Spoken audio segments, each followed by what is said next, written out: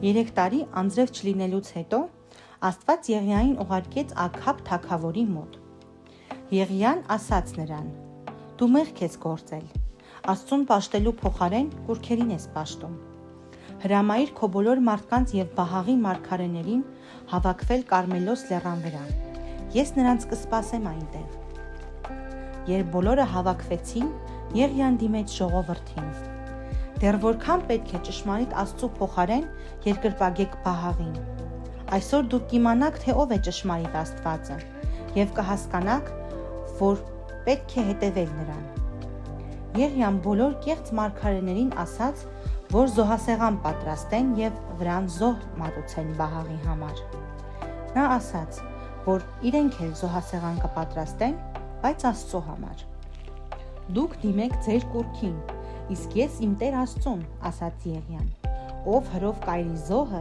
նա է ճշմարիտ Աստվածը»։ Կեղծ մարգարեները արեցին այնպես, ինչպես կարգադրեց Եղիան։ Նրանք ամբողջ առավոտ կանչեցին Բահաղի անունը,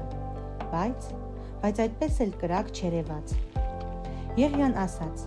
«Բարձրաձայն կանչեք, միգուցե Բահաղը չի լսում»։ Կեղծ մարգարեները մինչև երեկո կանչեցին Բահաղի անունը։ Նա չպատասխանեց և կրակ չուղարկեց։